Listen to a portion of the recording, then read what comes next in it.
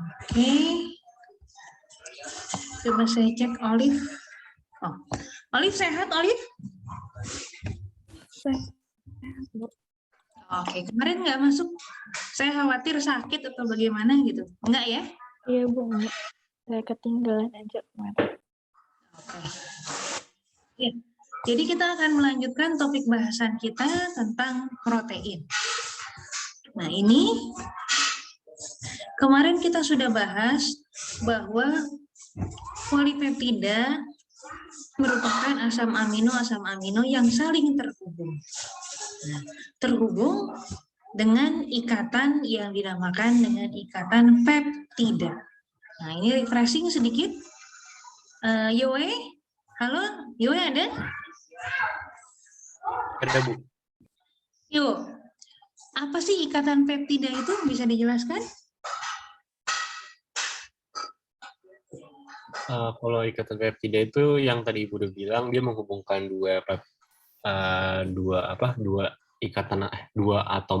dua senyawa asam amino.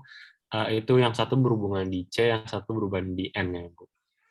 Jadi yang saling berikatan adalah gugus karboksil dan gugus amin dari asam amino yang berbeda ya. Dan jangan lupa ketika terjadi ikatan peptida dilepaskan molekul air.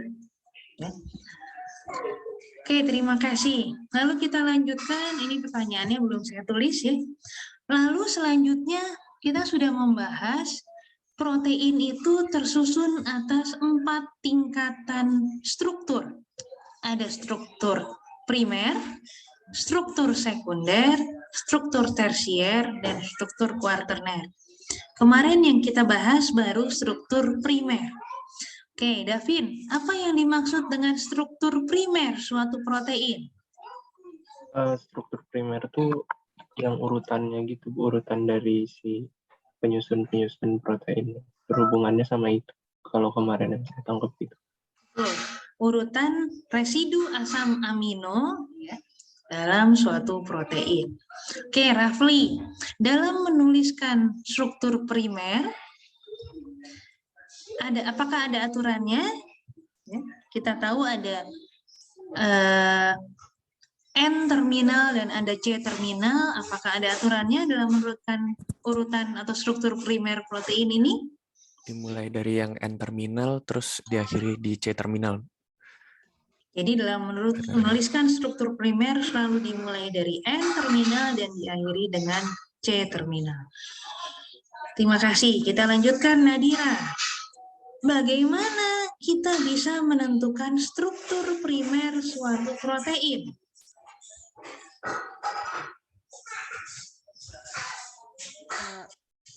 Jadi kita menentukan struktur primer ya, Bu? Iya. Pakai Nggak harus sampai selesai ya. Sebutkan saja 1, 2, 3 tahapnya gitu. Oke, bentar, Bu. Terima kasih, Bu. Pertama pemisahan sama pemurnian proteinnya dulu. Betul. Jadi memang ketika kita melakukan menganalisa struktur primer suatu protein, hal yang paling penting pertama adalah kita perlu mendapatkan struktur protein suatu protein yang murni terlebih dahulu. Berarti perlu dilakukan pemisahan dan pemurnian. Ini kemarin misalnya dengan gel kromatografi, gel elektroforesis ya, atau pakai dialisis. Selanjutnya apa, Tiara?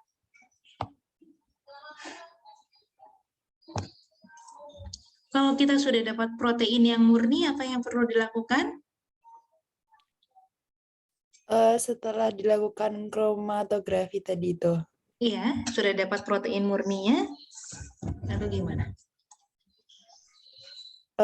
Yang ini bukan, Bu, kayak komposisi asam aminonya dianalisa. Oke, bagaimana cara menganalisanya?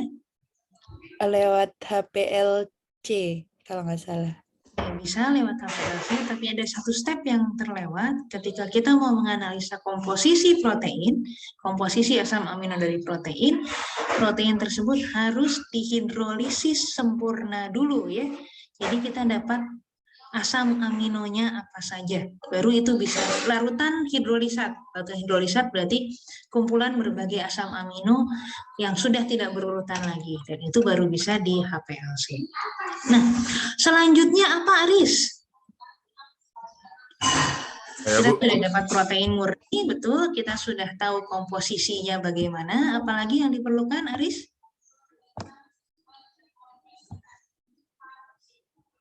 Bentar Bu, saya ganti PBK dulu. Oh, enggak Saya lupa sih Bu, bentar. Tadi udah sampai mana? Udah sampai HPLC ya? Ya, analisa komposisi. Apa ya Bu? Saya lupa deh Bu. Definisinya struktur primer kan susunan. Apa urutan asam aminonya ya Bu? Iya, berarti yang intinya yang perlu dilakukan adalah Dianalisa Bu, dianalisis kayak urutannya gitu. ya, betul. Kita perlu menganalisis urutannya. Alisa, bagaimana kita bisa menganalisis urutan dari protein ini?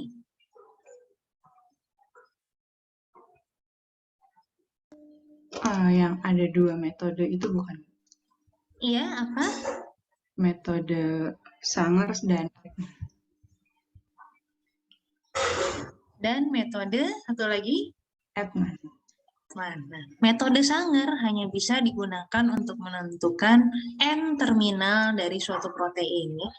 Metode Edman bisa dilakukan berkali-kali karena setelah menentukan asam amino yang ada di N-terminal, sisanya, jadi kan tadi dihidrolisis ya, sudah direaksikan dengan reagen tertentu, dihidrolisis, N-terminalnya terpotong, itu ditentukan, dianalisa, sisanya itu masih bisa digunakan lagi. Kalau metode Sanger, yang sisanya itu rusak, tidak bisa digunakan. Jadi itu dilakukan secara terus-menerus, sampai semua susunan asam amino dari protein itu dapat ditentukan. Nah, triknya sedikit adalah untuk meningkatkan akurasi, kita bisa potong-potong protein tersebut menjadi fragmen-fragmen yang kecil, sehingga penentuan urutannya lebih akurat, dan kalau sudah tahu susunan residu asam amino pada fragmen-fragmen protein, lalu kita bisa melakukan rekonstruksi dari susunannya, jadi kita tempatkan susunan yang keberapa itu ada di posisi pertama, seperti menyusun puzzle ya, sehingga diperoleh susunan asam amino penyusun suatu protein. Masih aksesorisnya jangan dilupakan sebelum membuat fragmen-fragmen itu juga perlu dilakukan pemutusan ikatan disulfid atau jembatan disulfid dalam suatu residu, dalam suatu asam amino, dalam suatu protein. Jadi itu kita dapat potongan yang betul urutannya. Jadi nanti kalau sulfur bridge-nya belum dipotong, nanti fragmennya bisa jadi nggak jelas yang mana gitu ya. Oke, itu saja intinya dari penentuan struktur primer asam amino. Nah, sebelum kita lanjutkan ke struktur sekunder dan tersier, mungkin ada gambaran ya. Nah, kita bayangkan metode Edman ini itu sangat tiresome ya, sangat melelahkan sebetulnya. Awalnya setelah metode ini dilakukan, salah satunya digunakan untuk menentukan struktur primer dari protein bisa ular ya, itu beta lipase atau apa namanya saya lupa. Nah, itu butuh waktu 8 tahun untuk menentukan susunan residu asam amino yang jumlahnya sekitar 8 ribuan. Jadi kita bayangkan bahwa satu siklus itu nggak cepat. Jadi kalau kalian biasa nonton CSI ya, Crime Screen Investigation, itu kan cuma masukin sampel, tunggu berapa menit keluar hasilnya. Nah, itu saat ini pun belum secepat itu. Jadi sangat merupakan pelebih-lebihan gitu ya. Kelihatannya gampang banget. Nah, awalnya ketika metode ini baru ditemukan, ya sangat laborius gitu. Jadi untuk melakukan satu siklus menentukan urutan asam amino pada urutan pertama butuh waktu berapa lama. Lalu siklus kedua itu butuh waktu. Siklus ketiga butuh waktu. Sampai akhirnya seluruh asam amino ini teridentifikasi butuh waktu yang cukup lama. Nah, saat ini proses tersebut sudah bisa diautomasi sehingga yang tadinya 8 tahun itu mungkin hanya bisa dalam beberapa minggu saja sudah selesai. Nah, jadi saat ini kemarin kita sudah bicara tentang database dari genom, saat ini pun sudah banyak database dari protein atau proteom. Ya, contohnya UniProt. Saya pernah sampaikan ketika awal menyampaikan tentang protein ya, itu ada UniProt. UniProt salah satu database protein. Ya, ada beberapa lagi, ada Brenda, di KEGG pun juga ada ya, bukan hanya database genom, database proteom juga ada. Nah, silahkan nanti kalian di googling ya, dilihat database protein itu seperti apa. Oke, kita lanjutkan. Nah, sekarang kita akan mulai membahas tentang struktur sekunder. Jadi sekali lagi, struktur sekunder merupakan konformasi lokal atau folding rantai polipeptida pendek kontinu atau yang berurutan menjadi suatu bentuk geometri yang teratur.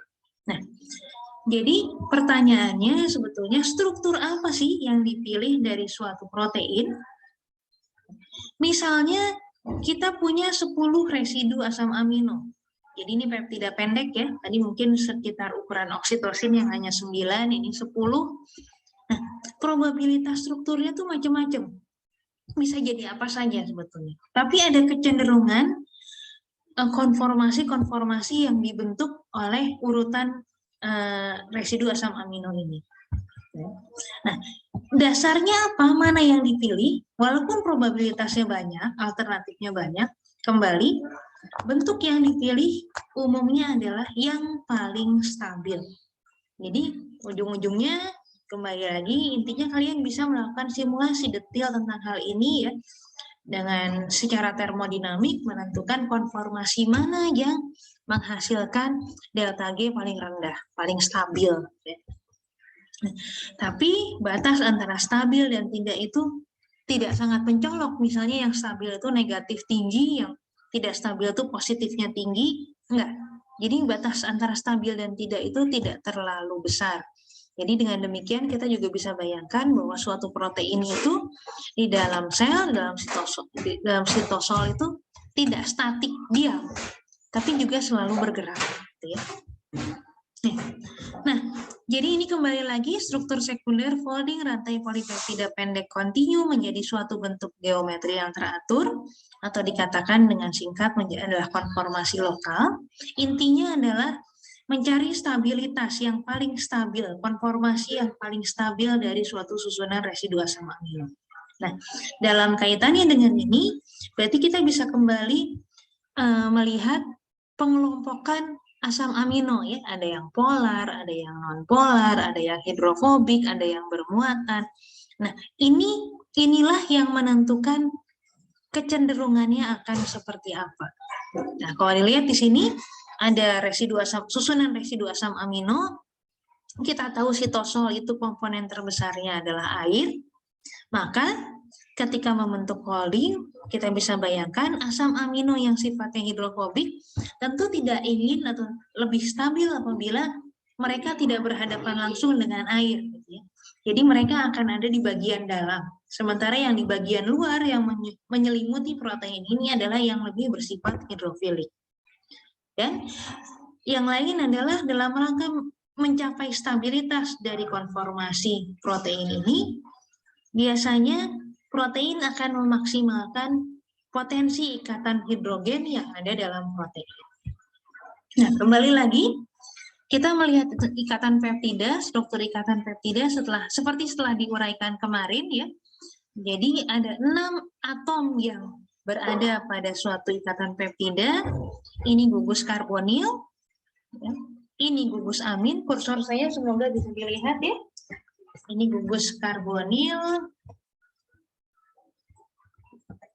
Ini gugus karbonil. Ini gugus amin. Ini 2 atom karbon alfa ya dari 2 residu asam amino yang awalnya berbeda. Ini akan membentuk suatu bidang yang planar ya. Dan ikatan yang ada di sini kita sebut sebagai ikatan rangkap parsial. Jadi karakteristiknya mendekati ikatan rangkap parsial. Nah, berarti apa? Berarti bentuknya cukup fix gitu ya, nggak bisa muter-muter seenaknya. Jadi kalau ini adalah sifatnya mendekati ikatan rangkap parsial, maka kita tahu ikatan rangkap itu fix ya, nggak bisa muter-muter seperti ini. Sementara yang ikatan tunggal itu kan bisa berputar-putar. Nah, berarti mana yang bisa berputar-putar yang menentukan konformasi lokal? Nah, yang bisa berputar-putar itu adalah ini. Jadi kita lihat ini satu ikatan peptida, ini ikatan peptida yang lain. Ini kita lihat ini adalah atom karbon alfa pada satu residu asam amino ya. Jadi ini kalau kita lihat ini satu residu asam amino sebetulnya. Ya, ini gugus karboksilnya, ini gugus aminnya, ini rantai sampingnya. Nah, maka yang masih bisa berputar itu ini. Ini bisa berputar, ini bisa berputar. Jadi kita bisa bayangkan, ini kita andaikan seperti 2 map atau 2 lembar kertas atau 2 buah buku ya. Ini satu buku, ini satu buku, karena ini bidang planar. Nah, maka yang berputar mana? Ya kedua buku itu yang bisa saling berputar. Ya, jadi ini posisinya bisa tabrakan atau menjauh atau mendekat. Yang bisa berputar adalah 2 bidang planar ini. Nah, yang ini, yang gugus ikatan peptidanya ya posisinya tetap planar. Nah, berdasarkan hal tersebut, sudut putar antara atom karbon alfa dengan gugus amin pada satu residu asam amino kita sebut sebagai sudut pi. Ya.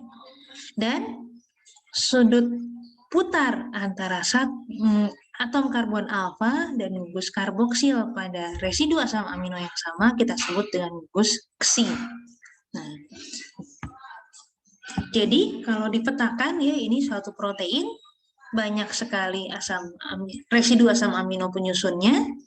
Nah, ini ikatan peptidanya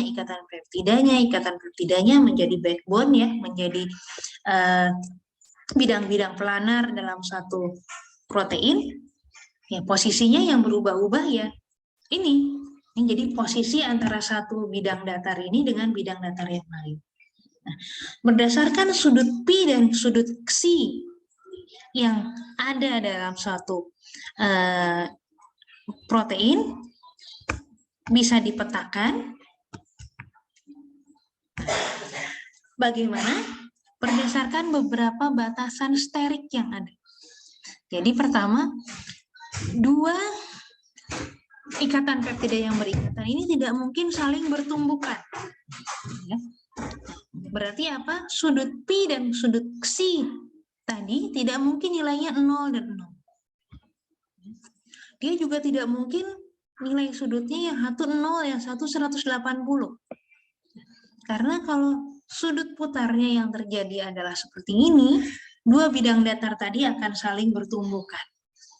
Dan itu tidak mungkin karena ada batasan sterik ya, dari protein ini. Maka yang terjadi yang mana? Nah, ini ada orang India namanya Ramachandran.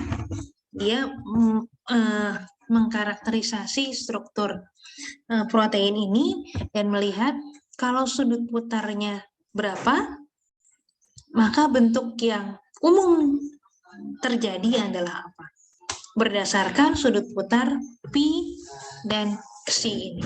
Nah, contohnya ini yang umum adalah struktur sekunder yang umum ditemukan.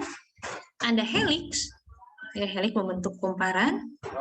Ada alpha helix putaran kanan, berarti dasarnya tangan kanan kalian diputar ya. Arahnya kemana? Kita lihat arahnya ditunjukkan oleh si jempol, lalu putarannya adalah putaran keempat jari lainnya. Nah, atau putaran tangan kiri, alpha helix putaran tangan kiri. Berarti tangan kiri kita dicoba, arahnya ditunjukkan dengan arah jempol, sementara putarannya adalah berdasarkan putaran keempat jari lainnya. Atau bentuknya yang umum juga adalah beta sheet. Jadi dia berupa lembaran gitu ya. Ditunjukkan strukturnya seperti anak panah seperti ini menunjukkan beta sheet. Nah, beta sheet ini ada yang sifatnya paralel, ada yang sifatnya anti paralel.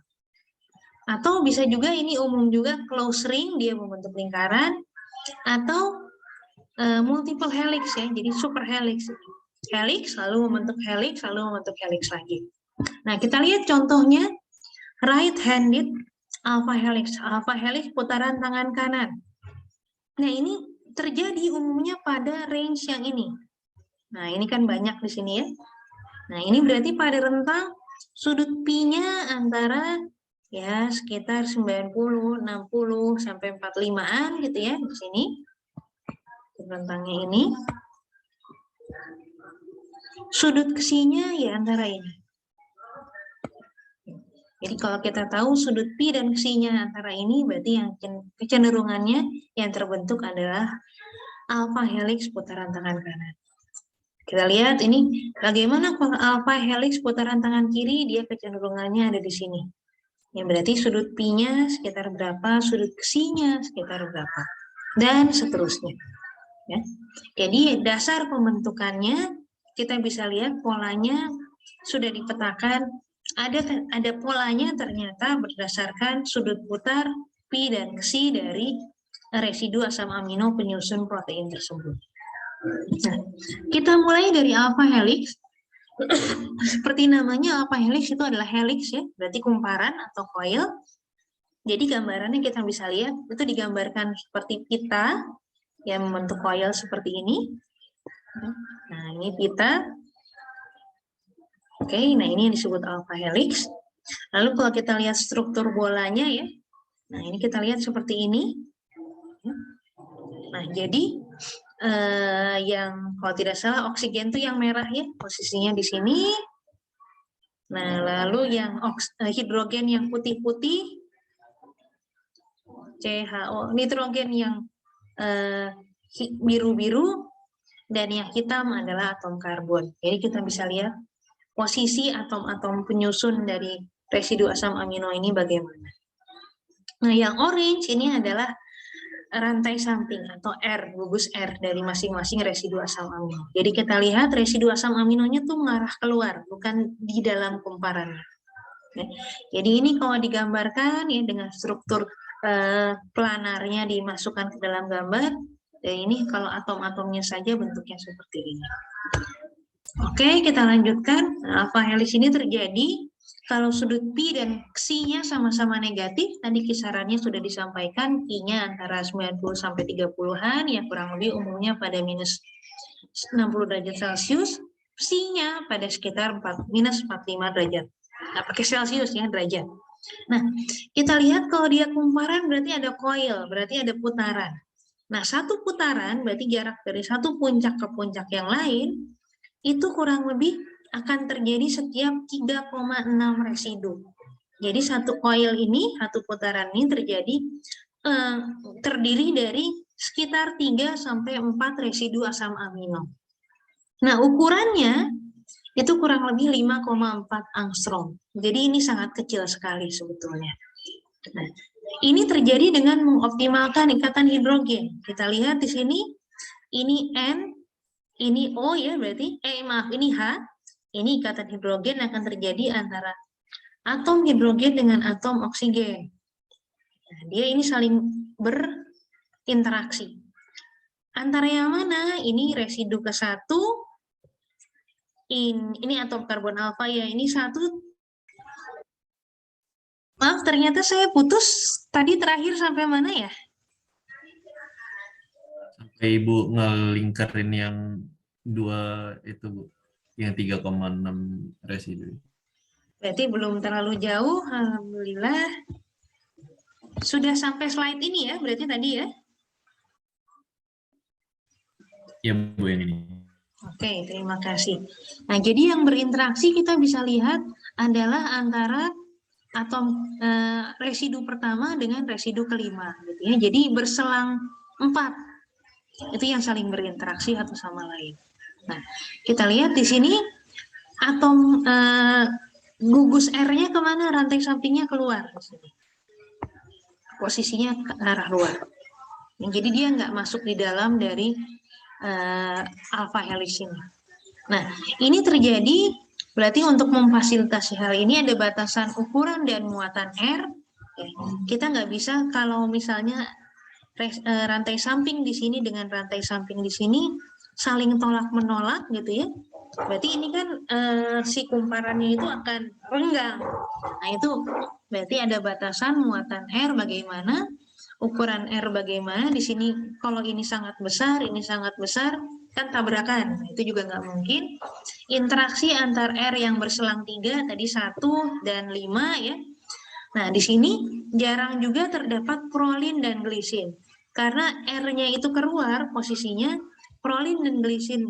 Glisin terutama adalah asam amino yang paling kecil, maka dia sebetulnya kalau alpha helix ini bisa mengakomodasi yang rantai sampingnya cukup besar. Glisin ini sangat kecil gitu ya. Nah, prolin ini kan asam amino yang strukturnya beda sendiri ya. Jadi dia membentuk struktur siklik antara rantai samping dengan gugus amin atau karboksilnya. Nah, itu juga jarang terdapat di alpha helix ini. Nah, yang kedua, struktur yang umum ditemui adalah struktur beta sheet. Jadi ini membentuk seperti lembaran atau sheet ya. Nah, jadi kita lihat di sini, nah bentuknya kurang lebih seperti ini. Jadi lembaran yang kemarin saya sebutkan sebetulnya pleated sheet. Nah, ini berarti lembaran yang bertekuk apa ya? Kalau orang Jawa itu biasa kalau pakai jari, pakai kain itu ditekuk-tekuk itu di wiron ya. Nah, wiron atau pleated itu ya yang seperti ini. Jadi yang bertekuk-tekuk seperti itu. Nah, ini lalu ada dua macam. Nah, ini tersusun secara zigzag, ada paralel dan anti paralel. Apa yang dimaksud dengan paralel dan anti paralel? Ini saya harus klik dulu. Nah, yang dimaksud dengan paralel berarti susunan dari CN antar baris itu sama, semua ke arah kiri, semua itu paralel. Nah, kalau susunan antar baris berbeda, yang satu ke kanan, yang satu ke kiri, itu disebut ini anti paralel. Jadi ini dua peluang ini bisa terjadi. Nah, terus kalau begitu, ini antaranya bagaimana? Berarti di antara satu baris dengan baris yang lain, ada sambungan yang bentuknya tidak pleated sheet ini, jadi pasti ada sambungannya di sini. Kalau ini sambungannya mungkin begini, pendek. Ya. Oke, kita kembali. Nah, peresidu jaraknya berapa? Jadi ini antar baris kurang lebih ya. Kalau paralel dia lebih rapat, 3,25, kalau anti paralel dia lebih renggang, dia 3,47 angstrom. Umumnya yang bisa diakomodasi di sini adalah yang rantai sampingnya kecil. Jadi kalau kita lihat di sini, nah posisi rantai sampingnya di mana? Posisi rantai sampingnya kan di sini. Umumnya rantai sampingnya adalah yang kecil-kecil. Lalu, nah, tadi dibelokannya. Belokannya itu biasa disebut sebagai beta turn. Ya, si belokan. Nah, jadi ini yang menghubungkan ini. Nah, itu struktur beta turn. Ya, kurang lebih seperti ini. Nah, di belokan ini umumnya banyak mengandung prolin dan glisin. Ya, jadi kalau residu prolin, residu glisin itu cenderung membentuk putaran seperti ini. Nah, lalu di atas konformasi-konformasi lokal yang sudah terbentuk tadi, suatu protein besar memiliki banyak konformasi lokal dan digabungkan, biasanya ada motif yang terlihat. Ya. Jadi ini adalah motif-motif umum yang biasa dijumpai dari protein-protein. Ada yang beta sheet, alpha helix, beta sheet, ada beta sheet, beta sheet, beta sheet. Mungkin saya dengan pointer ini beta sheet, beta sheet, beta sheet. Ada helix, helix, atau ini menyusun seperti barel atau tong ya. yang permukaannya ini terdiri dari berbagai betasit. Ini semakin besar. Nah, ini gabungan kombinasi tongnya dari betasit, lalu di luarnya ada banyak struktur heliks, dikelilingi oleh berbagai struktur heliks. Nah, ini beberapa di antara motif bagaimana struktur sekunder ini saling tersusun, saling terhubung. Oke, itu adalah struktur sekunder dari suatu protein. Kita lanjutkan ke struktur tersier. Nah, struktur tersier tadi sudah diuraikan sedikit dalam motif ya. Jadi ini adalah struktur 3 dimensi dari protein tersebut. Jadi bagaimana struktur sekunder protein ini digabungkan? Ya, karena satu protein kembali tadi punya umumnya lebih dari satu struktur sekunder. Bagaimana dia saling terhubung, itu disebut sebagai struktur tersier. Nah, struktur tersier ini umumnya kita bisa membagi dua. Jadi ada protein yang bersifat globular, ada yang bersifat fiber atau serat. Yang bersifat fiber atau serat ini, umumnya dia adalah protein-protein yang memiliki fungsi struktural dalam sel. Sementara protein-protein yang punya fungsi aktivitas ya, jadi dia untuk katalis itu umumnya bentuknya strukturnya adalah globular.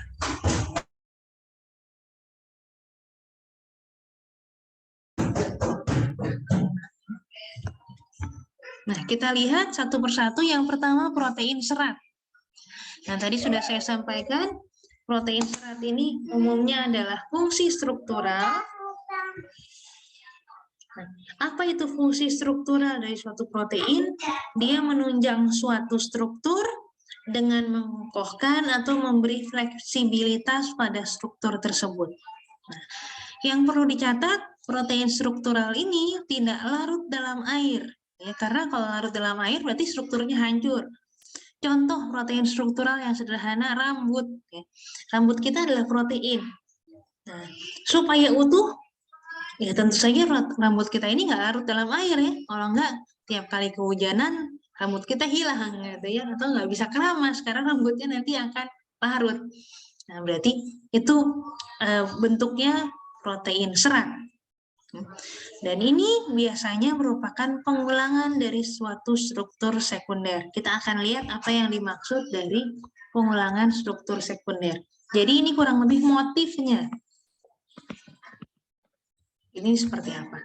Nah, ini sudah pernah saya sampaikan gambar ini mulai dari rambut, ya, kuku, atau cula badak. Ini berarti dia punya fungsi struktural dalam sel. Nah, ini proteinnya berarti karakteristiknya struktur tersiernya berupa serat. Nah, contohnya ini adalah namanya protein keratin. Ya. Nah, ini dia merupakan protein filamen intermediate atau disebut IF protein. Nah, susunannya bagaimana? Struktur sekundernya dia sebetulnya adalah alpha helix putaran kanan. Lalu bagaimana struktur sekunder ini saling terhubung atau tersusun membentuk wujud 3 dimensi yang bisa kita lihat menjadi kuku, menjadi rambut, menjadi cula ini? Nah, dia akan membentuk alpha helix ini adalah kumparan, dia akan membentuk kumparan, lalu saling membuat kumparan satu sama lain, saling membuat kumparan satu sama lain, atau kita sebut kumparan dalam kumparan. Nah, kita lihat di sini. Jadi ini alfa keratin, struktur sekundernya adalah alfa helix, saya tandai ini ya. Ini struktur sekunder. Lalu dua alfa helix ini akan saling menggulung satu sama lain membentuk coil dari 2 alfa helix. Jadi saling menggulung. Lalu masing-masing coil ini akan saling berpasangan. Jadi ada protofilamen. Lalu ini protofilamen ini saling menggulung satu sama lain membentuk filamen.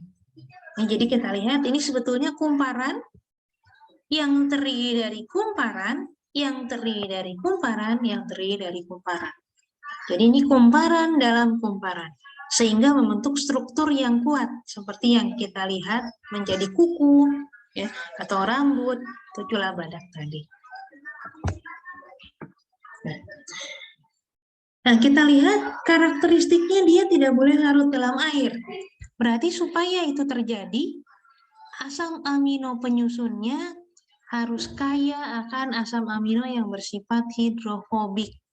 Nah, jadi kita bisa tebak dia kaya akan mungkin alanin, ya, glisin, sistein, ya, metionin. Jadi asam amino yang sifatnya hidrofobik. Lalu untuk membuat dia lebih kuat, ya, strukturnya ini terjadi banyak kovalen crosslink antar rantai polipeptida melalui ikatan disulfida. Jadi tadi kita sudah tahu di sini kaya akan residu asam amino hidrofobik, salah satunya adalah sistein, ya. Sistein itu sifatnya hidrofobik, dan dia bisa membentuk ikatan disulfida antar residu sistein pada polipeptida. Itu jadi membentuk crosslink yang cukup kuat. Nah, ini sebetulnya kalau kalian permanen rambut, ya, dari keriting menjadi tidak keriting, itu sebetulnya yang dimainkan adalah ikatan disulfidanya ini, ya. Oke. Lalu selanjutnya masih protein struktural, ada serat sutra. Atau ini jaring laba-laba, gitu, atau yang serat-serat hewan seperti itu. Nah, itu bentuknya juga fibroin. Tadi mirip dengan keratin, itu juga fibroin. Bedanya apa? Kalau keratin strukturnya terdiri dari alpha helix. Nah, kalau fiber serat sutra ini sebetulnya struktur sekundernya adalah konformasi beta. Jadi dia betasid sebetulnya. Betasid yang bertumpuk-tumpuk. Nah, dan dia kaya akan alanin dan glisin. Karena untuk membentuk struktur betasid ini kan rantai sampingnya harus yang kecil-kecil, ya. Lalu sifatnya yang terbentuk cenderung bersifat fleksibel. Jadi ini kurang lebih, ya, ini struktur dari benang sutra, ya. Kita lihat seperti ini. Kalau kita lihat, nah, kita perbesar, kita ambil satu, ini fiber, jadi seratnya diambil salah satunya, ini bentuknya kaya akan ini betasid. Panah-panah adalah betasid. Oke, jadi ini penyusun surat sutra kurang lebih dalamnya seperti ini. Rangkaian dari betasid kaya akan glisin dan alanin. Jadi ini kembali lagi, ini masuk serat sutra, ya, ini jaring laba-laba, masing-masing jaringnya kita ambil, lalu kita perbesar satu-satu, maka dalamnya kita akan banyak temukan struktur betasid ini. Oke, kita sudah membahas struktur tersier dari protein, sampai pada struktur tersier yang pertama, yaitu serat yang menyusun, yang berfungsi struktural. Selanjutnya untuk yang globular kita akan lanjutkan minggu depan, ya. Jadi Selasa, insya Allah kita akan tamatkan materinya, dan kita sepertinya bahan protein bisa selesai dan ujian bisa sampai akhir dari protein. Barangkali ada pertanyaan sebelum saya tutup kuliah hari ini? Silahkan.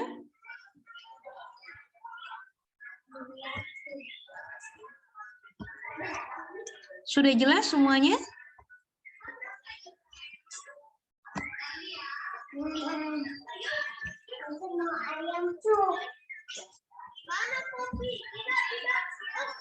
Oke, kalau sudah jelas,